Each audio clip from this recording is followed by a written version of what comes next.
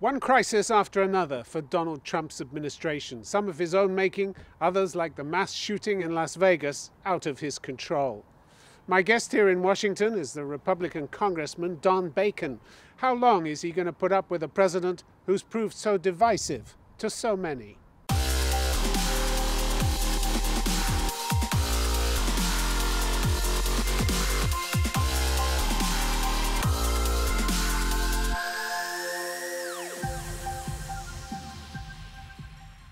Don Bacon, welcome to Conflict Zone.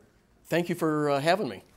A year ago, you didn't want Donald Trump to be president. You condemned his comments in the so-called Access Hollywood tape in which he described sexually assaulting women. Do you still think he's fundamentally unfit to be president? Well, what I actually said was I didn't think he could win because of that statement, so I thought it was maybe better for Pence to stand up. But I always said... You said his words were utterly disgraceful and disqualifying. They were disgraceful. But I would tell, compared to him versus Hillary Clinton, I always said I would vote for him over Hillary Clinton because her conduct was also disqualifying. But you said Trump should allow a strong conservative candidate like Mike Pence from the Republican Party to win in November. You weren't giving him any second chances here. I actually did. Do you still regret that he's president? I actually did, though. I said if it's going to be between him and Hillary, I'm voting for him over Hillary. Okay, and I said that. Okay, but do you still rather he wasn't there? I prefer him over Hillary Clinton. I no, think that he's wasn't a better the question. president. That wasn't the question, Congressman. Well, I think but it's my answer. Do you still have profound regrets about him being president? I thought that statement was disgraceful, but I think he's doing a good job as president. And so I support him with his policy issues. But in the end, when you're having to pick a president, it's between two people. And it was him and Hillary Clinton, and I thought he was a better choice. You gave him a pretty soft time over his highly controversial comments about the recent violence in Charlottesville, Virginia, when he said there was violence on both sides. You said, "I worry about the vitriol in this country on both sides," as if you, like the president, were saying that both sides were just as bad as each other. Well, you know, you have to remember, just a few weeks before that, my good friend Steve Scalise was shot by someone from the left. And I was just saying that there is vitriol on the left and the right. Now, I condemned the racism, those who support any white Nazi or Ku Klux Klan.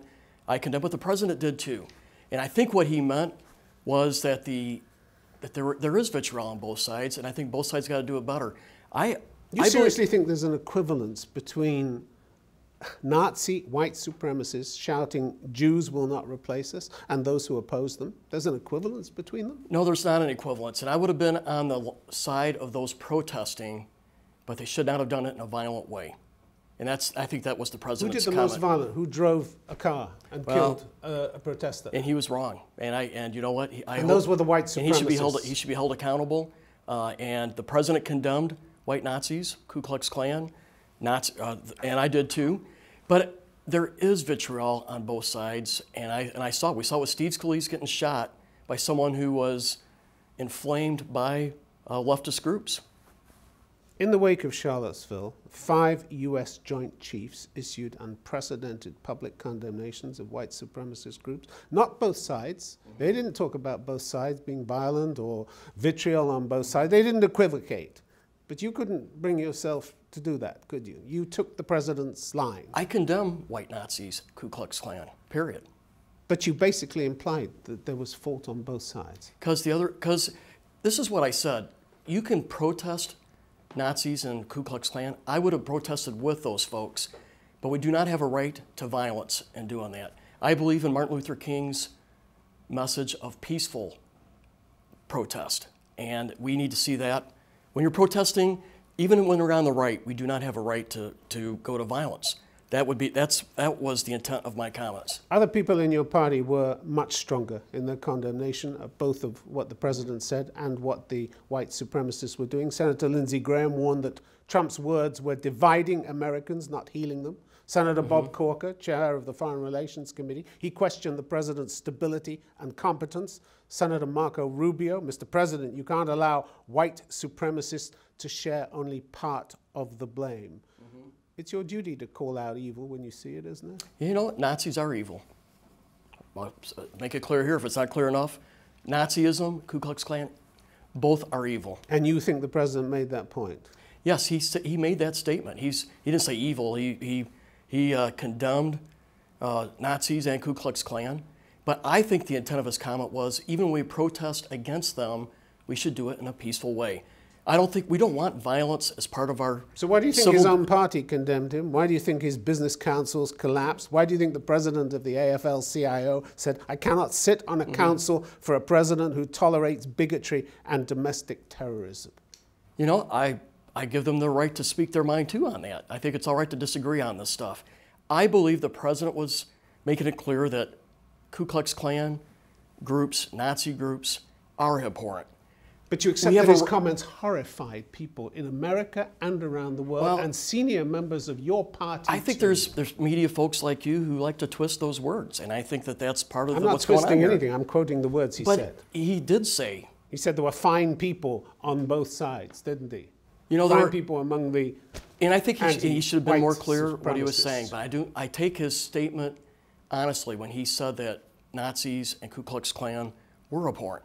We're repugnant. I think he used the word repugnant and revolting. Kenneth Frazier, head of Merck Pharmaceuticals, also resigned from the Business Council. He said, I feel a responsibility to take a stand against intolerance. And within 54 minutes, the president shot back, well, now that Ken Frazier of Merck Pharma has resigned, he'll have more time to lower rip-off drug prices. You think that's an appropriate response? That's probably not how I would answer that. You went before Congress to appeal for civility. I think we should be more civil. Is that the kind of civility you had in mind? I think our president should have raised the bar of civility, but so should both parties. He's dropped it, though, hasn't he? He's dropped it. Let's face it. I would say, but I would say that if I was him, I would work on raising the bar of civility. A lot of his supporters want someone that fights back too, and you're seeing that tug of war right now. My way is I'm a conservative. I believe in making my case in a civil way. So I don't take it the same way, but I know a lot of his supporters want someone who fights back. And that's one of the reasons he got elected. Peter Wehner, former advisor to George W. Bush, now at the Ethics and Public Policy Center here, he said, we've never had a president who so relishes producing animosity and hate among Americans and who does it so consistently, so gleefully, and so intentionally. He's right, isn't he? I would disagree with that. I think that's over the top. On what basis? On what basis would you disagree? It's totally one-sided kind of comment. I think that we have to look at someone in their totality. Now, would I talk exactly the way Donald Trump, the President Trump does? No, it's not my style. I probably wouldn't have done well as a commander speaking that way. But he does have a large segment of support that wants him to fight back. And that's what we're seeing. But think of the people he's insulted. Think back to the Gold Star family, the Khans that he insulted, the parents of a serviceman who died fighting for his country. Think back to Senator John McCain's war record that he trashed. And you really think Wehner's judgment is off the mark? I would say in those cases, I don't think the president should have made those comments. I thought they were inappropriate as well. The problem isn't just about civility, it's about lies as well, isn't it? The president has lied consistently over so many things. How do you cope with that? How do you spin that to yourself? Which lies you want to talk about? February the 4th, let's take an example. February the 4th, he tweeted, after being forced to apologize for its bad and inaccurate coverage of me after winning the elections, the fake New York Times is still lost. Only one problem. The New York Times didn't apologize. March the 7th, 122 vicious prisoners, he said, released by the Obama administration from Guantanamo have returned to the battlefield. Another terrible decision. You know what? Only problem was 113 were released by Bush, not by Obama. But there has been about a third of our Guantanamo prisoners have gone back on the battlefield. So I think that's the intent of that comment. In July, after his speech to Boy Scouts, Mr. Trump said, I got a call from the head of the Boy Scouts saying it was the greatest speech that was ever made to them. It was news to the Boy Scouts because they'd already apologized for the political content in his speech. That's a lie, isn't it? This is a straight lie. You know, I'm not part of that. I wasn't part of the discussion. But I wonder how you sell that to yourself. You've given the president your full support. You said at the beginning, I support this president. I support the general policy direction of our country. And I support the general conservative message and the themes where he's taken us. I want to lower our taxes. I want to fix our tax code. I want to strengthen our military. But what about the role of Congress to hold the executive to account? I mean, you'd never have let a Democrat... Do you think we should impeach him? No, I'm I just don't. about to tell you that I think Okay. you would never have let a Democrat get away with not revealing his taxes, not releasing his taxes. You wouldn't have, would you? Is there a law that says he has to do it? No, but he promised. He promised. In 2014, he said, if I decide to run for office, I'll produce my tax returns. Absolutely. Never did. Well, here's the thing. If it was me, I would put out my taxes. But we do a federal disclosure process that's very extensive. I can't remember how many pages his is. So it's pretty extensive. But in the end, am I going to put my emphasis on focusing on the taxes? He's following the law. He's doing what the law said. I want to put my focus on fixing a broken tax code, getting our military back on its feet that was broken under this previous administration. That's where I choose to put my focus. What are America's allies to make of this president, or doesn't it matter what they think? The rest of the world is pulling away from America. Angela Merkel in Germany's, her comment after meeting Trump earlier this year, the days when Europe could rely on others was over to a certain extent. Yeah, That's what I've experienced. That's not a true assertion. We see a lot of leaders who support him too. Just look at Israel. That relationship with Barack Obama was broken. We're seeing a rapprochement with Israel again. And I don't see it. We see the French leadership. Initially it was strained, but that rapport has become better. I think we're seeing a good rapport in the Far East with China, right? Or not China, excuse me, Japan. So I would disagree with your assertion. The Pew survey, latest Pew survey among 37 nations in June showed an average of just 22% of people who had confidence in Trump to do the right thing in international affairs. That's a massive downturn in views about America. Disastrous loss of confidence in the United States that's happened on his watch. I would just say that your assertions of that leadership is not the case. But yeah, I think if it's 22%, I haven't seen that poll number, that wouldn't be good. I wish it was better. What are the allies to make of his disrespect for his own intelligence services, for instance, over Russia? He still sometimes refers to the whole hacking issue as a hoax. What are they to make of that? What do they make about disparaging comments about NATO? He called it obsolete. Yeah, but I think we've seen that tone change. What you heard there was a campaign theme. I disagreed with it. I think NATO is very important. And I said I disagreed with it publicly when he said it. However, I would say where he's at now, I think he's in a better spot with NATO. But the one thing that he was good on with NATO, a lot of countries, only a few countries were paying the 2% GDP, and I think that he has them focused on getting there. So there's been some goodness too with some honesty and some candor. They've got up to 2024 to raise their spending to And we're seeing a lot of countries 2%. committing to do that. And well, he said in February, he said the money is coming in like never before. So the money is coming in. I think we're seeing an improvement. You think there was room for improvement? For what NATO was spending on defense, yes. How disappointed are you with the lack of progress on the Republican legislative program? I'm thinking of the failure to repeal Obamacare, much trumpeted, both in the campaign and since Trump took office. The legislative program's in tatters, isn't it? I think on health care it is, and I think it's discouraging. I think we expected better out of the Senate. I know 5 of the 6 senators who pushed back against the bigger bill had campaigned to repeal and replace. So yeah, I wish that there was better work there. And I'm committed to continuing the effort to work on health care because of the small business community, the farmers, real estate agents, anybody that's on the individual market, they're suffering.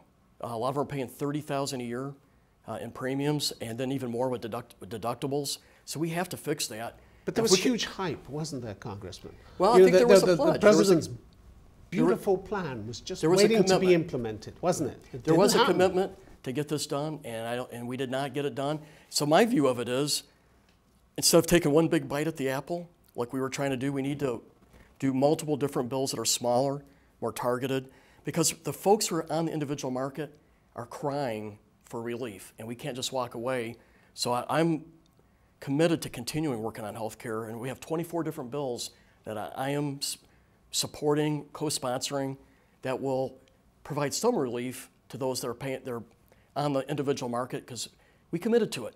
Now I wish the Senate would have got the job done, but it didn't happen, so You know, we got to come back and figure out how we're going to rebound. And my view of it is smaller bills, and we'll get it done. One of your colleagues, Republican colleagues in Congress, Mark Meadows of North Carolina, he said last month, if there was ever a time when Republicans feel pressure to perform, it's now. If big things don't get done by Thanksgiving, there really won't be enough spin to say Republicans here have done anything but fail. Well, that's quite an indictment, isn't it? I think you have all the arms of government. You have the Senate. You have the House of Representatives. You have the White House. You have 25 out of 50 governorships in the states. And you can't pass, as the New York Times said, anything more than renaming a post office these days. Well, I would say we've done more than that. However, I think the premise of Mark Meadows' comments, there's a lot of truth there. We have to get tax reform done, I think was the underlying theme of that comment. And so we're going to be working hard on that to make that a reality out of the House. But really, again, we got to get it through the Senate. But there has been other work done out of the House. The House has passed more bills than what's been ever passed in the last 20 to 30 years. We've done a lot of work on regulatory reform. We've done Dodd-Frank reform. We've gotten the military back on the line of getting back on their feet and getting healthy again. But what we have to do is get some of those things out of the Senate before there'd be progress. So I would say there is, I generally would agree with Mark Meadows there. We got to get more results. The public wants more results, don't they? The poll last week said 78% of Americans disapprove of the job Republicans are doing in Congress. Only 15% approve. Do you hang your head in shame when you hear I don't hang figures my head in like shame. that? I think 15% approval? You know, Don Bacon? in the end, the How House, much is it? I know the House has delivered on everything we said we would do. So I know that we've done our job in the House, but I know also most of the people in the Senate, the ones I work with and know well, they've done everything they can too. Bottom line is, we got to keep working. Well, the public's not buying it, are they? No, but you know, I personally know that Doesn't that matter? Well, it does matter, but I would say that I've done everything I could do on the key issues. I have voted right, and the House has delivered on those key issues. We have delivered on regulatory reform. We did deliver on health care reform out of the House. We did what we said we were going to do. We delivered on Dodd-Frank reforms. We got our military back on its feet. So the House has delivered, and I wish we had better results out of the Senate. And we can't stop. We've got to continue working that. What are you going to do on gun control after the appalling mass shooting in Vegas? What are you going to do there? Well, first of all, I was turned a bit repulsed at the immediate partisanship that came out. I think we should have given it a few days. First of all, let's get the investigation. Isn't this the usual thing Republicans say? Give it a few days, wait for the public to lose interest in it, wait for the heat to get out of the issue, and then we'll do nothing again. I was talking to some of my Democrat colleagues yesterday who were appalled at some of the comments that were made, because we should give it time to know what kind of guns did the guy have. We don't even know what motivated him yet. There's so many things that we should learn before jumping to conclusions. In the end, this guy was evil. This is your way of saying you're not going to do anything about gun control. No, I think we should know the facts. I don't believe in doing something without facts. Maybe you do, I don't. Last year, the House of Representatives, as you know, staged a sit-in on the floor of the House to protest the fact that your party wouldn't let 2 votes on gun control go to a vote. Is that what you're going to do again? I'm not going to sit on the floor and protest. No, but it was the Democrats who did. And that got a lot done, didn't it? It didn't get anything done. Well, I think that's the point. They were protesting at the fact that your party wasn't doing anything about this. Yeah, in the end, we do have a Constitution, and I'm going to be a defender of the Second Amendment. Now, I do think there are some areas to reflect, like, for example, the ability to modify a gun to be an automatic weapon. I think that that's a discussion point that we need to have. Why did ATF make the conclusion that that's legal? And so I'm signing a letter today saying, ATF, why did you do that? What was your background reasoning? Should we not reconsider? Because in the end, I think that was a big part of this issue, though I think we should hear from the investigation. But when you can modify a semi-automatic into an automatic weapons are illegal. So I think that that's an area that we need to delve into, and I think we can fix. I'd like to hear both sides of that issue, though. But in the end, I think we want to enforce the laws we have. We had a mass shooting down. You signed a bill, the president signed a bill in February, actually making it easier for the mentally impaired to get guns. February 28th. The VFW and the American Legion agreed with us that was throwing veterans that should not have had their gun rights taken away under the bus. You want the mentally impaired to make easy access to guns? We should have due process before. How would you like if someone said, you're mentally disabled, we're taking your gun. Don't you have due process? The regulation did not have due process to it. And so if you had a group of 20 people and you had 1 or 2 people that perhaps should have their guns taken away, the other 18 shouldn't have their guns taken away, though. And that's what that regulation was doing. It was throwing a lot of people under the bus, taking away their Second Amendment rights. So there's got to be due process to this, and that's what we voted for. Let's talk a little bit about foreign policy. You've called the nuclear deal with Iran deeply flawed. You held out the possibility that Iran could have a nuclear weapon within 10 years. General Mattis, your defense secretary, doesn't agree with you. He was asked the other day in Congress if he supported America staying within the deal. He said yes. Israeli intelligence experts, who you've often cited and you've said you admired them, they also say that this deal has been good for Israel. One of them. That's not true. That's not true. Carmi Gillen, former head of Israel's domestic intelligence. I've talked to Netanyahu myself about this, so that he would disagree. Carmi Gillen, former head of Israel's domestic intelligence, the Shin Bet, he said in July that at the 2-year anniversary of the nuclear deal, the threat of an Iranian nuclear weapon is more remote than it has been in decades.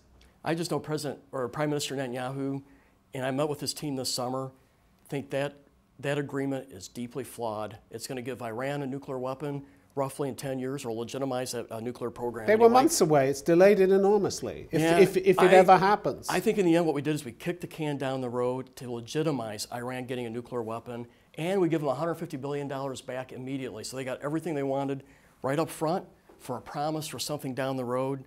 I agree with Prime Minister Netanyahu that this agreement, as a minimum, has to be renegotiated.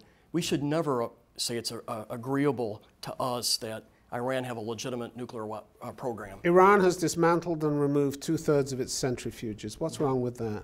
I think that that's good. It has reduced its stockpile of enriched uranium by 98%, shipping over 25,000 pounds out of the country. What's wrong with that? I think that's good. The core of its Arak reactor, which could have allowed the country to produce weapons-grade plutonium, has been removed. The shell has been filled with concrete. What's wrong with that? I think that's good too. Sounds like a great deal that you're dissing here. It's a temporary improvement. In the end, Iran wants to have a nuclear capability. I think they're working with the North Koreans in the meantime in this 10-year hiatus. We should never have legitimized them as a nuclear power, and that's what this agreement did. And we gave them back $150 billion immediately for a promise for something that they may do over 10 years. I think our children, grandchildren are going to suffer a grave threat with Iran nuclear capability versus Iran. They've committed to the annihilation of Israel. Their leadership has. So I think that agreement is deeply flawed. Let's talk about Israel for a moment. You said earlier in the interview that President Obama was hostile to Israel. How hostile is it to sign the largest ever military assistance package worth $38 billion, equipping Israel's Air Force with advanced F-35 aircraft, maintaining its military edge? There's a lot of countries around the world would like that kind of hostility from the United States. That's hostile? That part, the agreement itself was reasonably good. There was a lot of commitment, or things that Netanyahu was not allowed to come back to Congress to make any more requests. So there were a lot of other stipulations in that bill that I found a little distasteful. Amos Gilad, a longtime Israeli defense official, retired from government service, said it's easy to criticize Obama, but on the military front, the relationship was incredible. Yeah, I think there was incredible. I do say that there was good rapport at the military level, and I was a part of that. I helped stand up missile defense in Israel. Contrast that with a Republican president, Donald Trump, who carelessly gave away one of Israel's secrets on ISIS. Prime Minister Netanyahu said the relationship with the United States and Israel is the best it's been in a decade.